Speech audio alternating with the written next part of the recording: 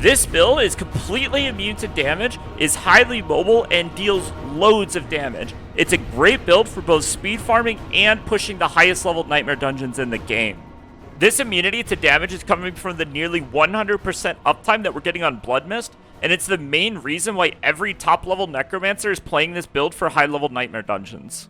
Infamous is a deep and nuanced build with a lot of variations and a lot of points of optimization. In this video, I want to break down those different nuances and really give you guys a good picture of how to play this build efficiently and when to play each of the different variations. Before we can do that, we first have to dive into the skill tree and really dig at what makes these different variations of the build work and when they're the strongest. But before we get into that, first we have a word from today's sponsor. Bloodlines is a dark fantasy hero collector RPG game. You build your kingdom, gather champions, and then protect your kingdom. You can make the most unique and powerful legendary champions by combining different bloodlines such as elves, demons, demigods, orcs, dwarves, lycans, dragonborns, vampires, and much more. Experience an exciting RPG and gacha gameplay featuring their most unique air system mechanics and stunning visuals. You can download the game for free right now using my link or by scanning the QR code on screen and receive an amazing starter pack worth $20. New characters can be obtained not only by summoning but also by breeding with companions and by capturing prisoners. Customize your champions by marrying any two bloodlines to create over 1,000 fantasy hybrids and endless possibilities for your lineups and matchmaking strategies. Deploy your team of hybrids into a vast, realistic fantasy world with stunning visuals. Hybrids inherit not only the talents and traits of their parents, but also their unique appearances passed down for each family tree of fusion to one. You can also purchase skins with sleek designs to further your champions. All players can obtain uniquely designed hybrid champions, Bloodcraft Legends, by earning points in the seasonal guild wars. This is PvP, it's really cool. You can also raise heirs with companions and waifus and switch genders freely. You can build your own kingdom with economy and strategic gameplay, and there's beautiful scenes and interesting storylines. Download the game for free now on either Android or iOS using the link in my description or the QR code on the screen. You're going to get a free starter pack worth $20 with a summoning crystal, 100,000 gold, and 100 diamonds. The first 30 players who leave their in-game account ID and username in the first pinned comment section below will receive a free Legendary Female Orc Champion, Ugrull, one of the best warriors to carry you in the game. Let's dive into the skill tree and start this discussion by reviewing the best speed farm version of this build that I have found. For our basic skill, we're going to be taking Reap, and there's two reasons we're doing this. One, the 15% damage reduction, and two, from Acolyte's Reap, we're getting a free corpse every 4 seconds. This corpse is really core to how the build functions, and the damage reduction is invaluable. From our core skills, we're just going to be taking the passive Hued Flesh, which will give us a chance on hit to spawn a corpse. The corpse spawned from this is going to represent a significant damage increase, as well as a significant utility increase. Our Corpse and Macabre skills are really where this build starts to take off. We're putting 5 points into Blood Mist to reduce its cooldown as much as possible so we can get as much uptime as we possibly can get. Then we're taking Enhanced Blood Mist. This cooldown reduction is kind of useful, but we're mostly just taking it to get the Ghastly Blood Mist, which will cause the Blood Mist to regularly drop a corpse. There's way more that makes Blood Mist really strong, and we're going to get into that soon.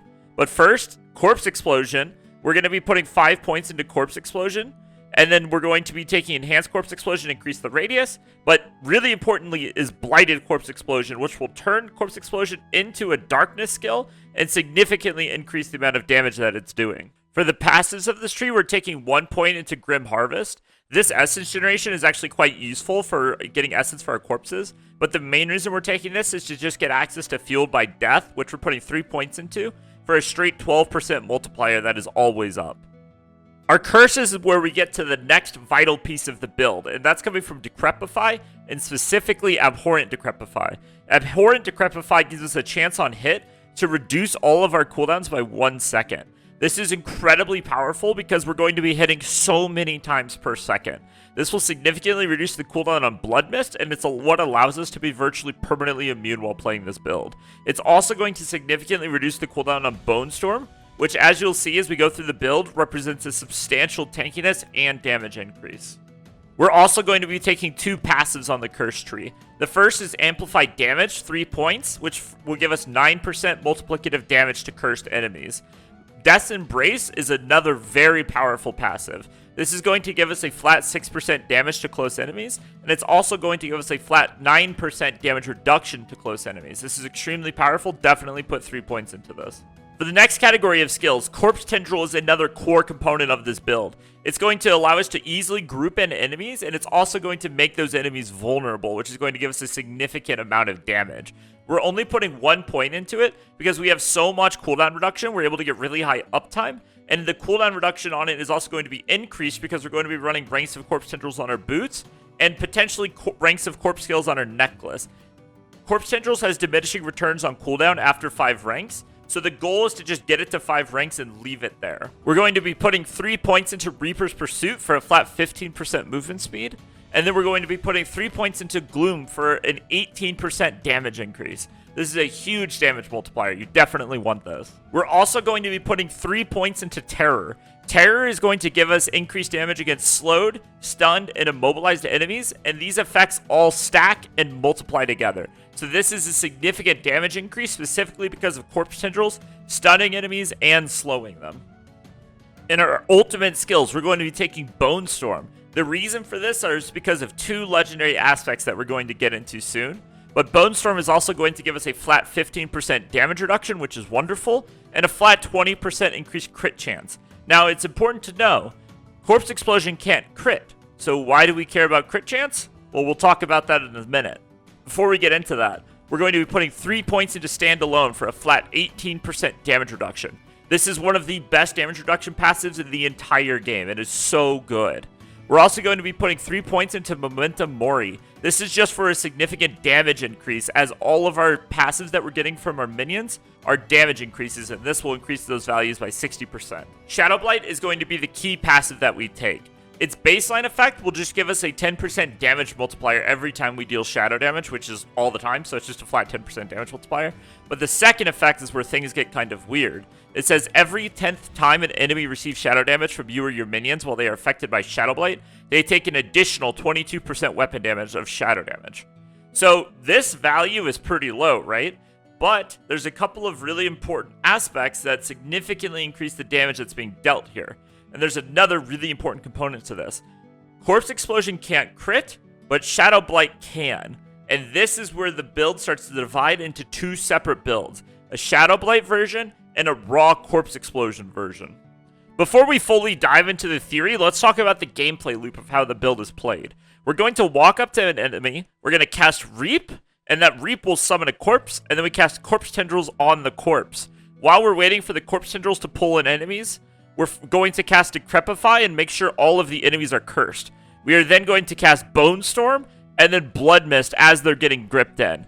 We're going to sit on top of the pack with Blood Mist, and that Blood Mist is going to be constantly dropping corpses and constantly casting Corpse Explosion. It's also going to be hitting enemies loads of times per second, which will significantly reduce all of our cooldowns. In high-level dungeons, this will actually make the cooldown on Blood Mist 0 seconds, and we're also going to have 100% uptime on Bone Storm. As soon as the Blood Mist ends, we're going to cast Reap again, Corpse Tendrils on the corpse that's there, and then straight back into Blood Mist. Refresh Bone Storm and refresh Decrepify when needed. In high-level content, our gameplay loop will change a little bit because we're not tanky enough to just walk in and cast Reap.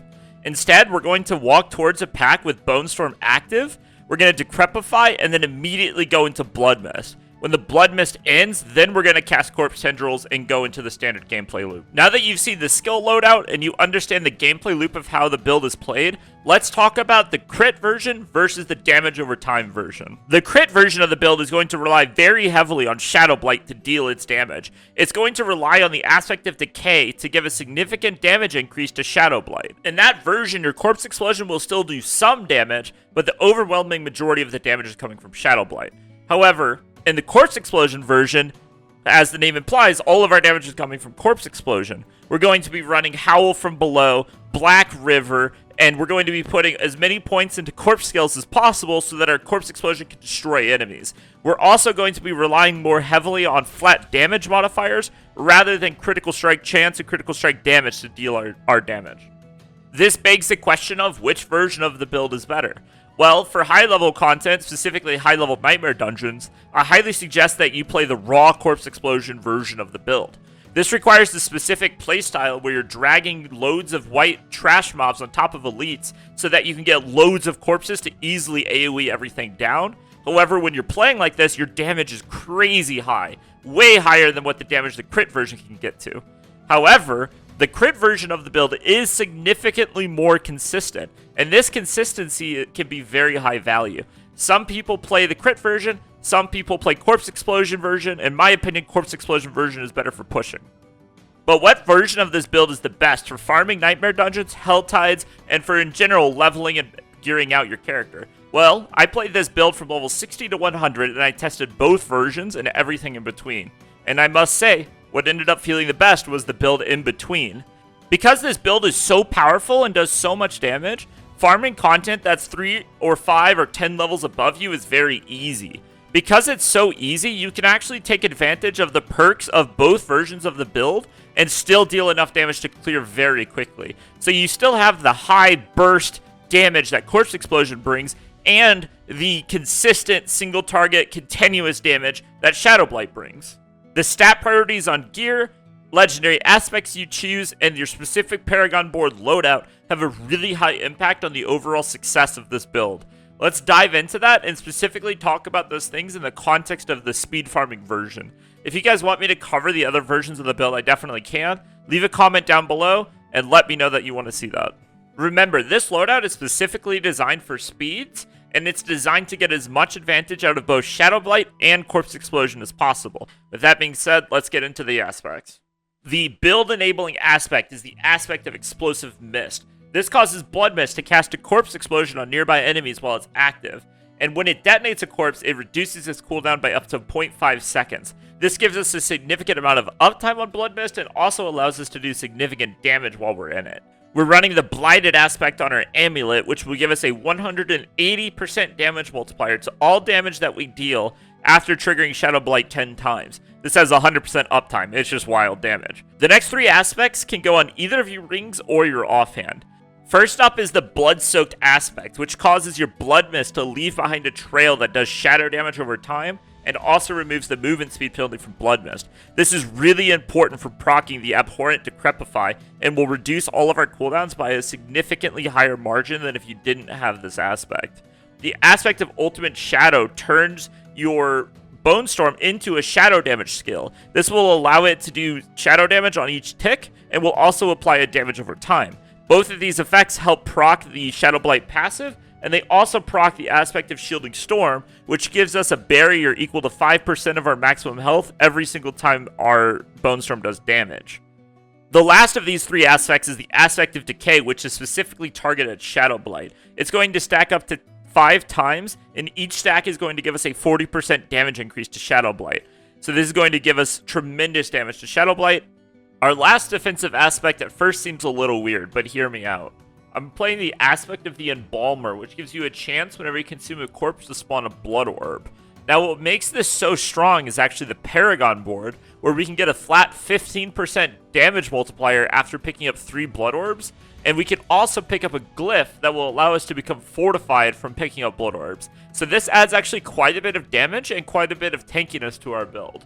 On our boots, we're running the Ghost Walker aspect, because this will give us 25% movement speed during our Blood Mist and for 4 seconds after the Blood Mist ends. Lastly, we have 2 uniques that round out the build, giving our Corpse Explosion a significant amount of damage. Those 2 uniques are the Black River Weapon and the Howl from Below gloves.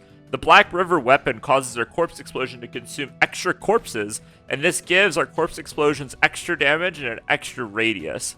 Howl from Below causes our Corpse Explosions to, instead of exploding, summon a skeleton that runs at enemies and then explodes. This allows our Corpse Explosions to be used even if enemies aren't stacked on them, and the corpses will automatically run to enemies before exploding to deal their damage. For our Book of the Dead, we're going to be running Reaper Sacrifice for increased shadow damage, Cold Skeletal Mage Sacrifice for increased vulnerable damage, and then Iron Golem Sacrifice for increased critical strike damage. The Mobilytics build linked below has a full list of stat priorities, but really quick, the most important ones are cooldown reduction on Helmet, cooldown reduction on Amulet, total armor on Helmet, Chest, and Pants, movement speed on Boots and Amulet, and then ranks of corpse skills on Amulet and Pants.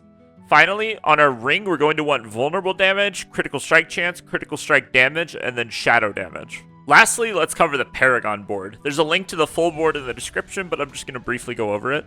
On our starting board, we're going to be taking Blood Drinker, because the fortification that we get from the blood orbs is really strong. We're able to maintain 100% uptime on full fortify. The next board we're going to is Wither. We're going to be picking up that legendary node, and then we're also going to be picking up Darkness for our glyph for additional 10% damage reduction. After that, we're going to Flesh Eater, which will have 100% uptime on this buff, where after you consume 5 corpses, you get 40% increased damage. So that's just loads of damage for free. We're taking Territorial for an increased 10% damage reduction against close enemies. And then we're going up to Scent of Death in order to get access to the control glyph. And this is going to give us even more damage. And then the Scent of Death is also going to sometimes give us damage reduction, sometimes give us damage. Honestly, Scent of Death isn't that amazing, but we're really struggling for boards, so we're just making the best of it we can. And then the final board that we're going to is Blood Begets Blood, where we can get a 15% damage multiplier from eating our blood orbs. That's going to round out today's build guide. I really hope that you got something valuable out of it. This build is really awesome. If you want to stay up to date on the latest trends and meta developments, make sure you drop a subscribe. We're going to be covering all the classes. We've actually just picked up a rogue player who's really solid. He's going to be covering rogue for us. And yeah, I'll see you guys in the next one.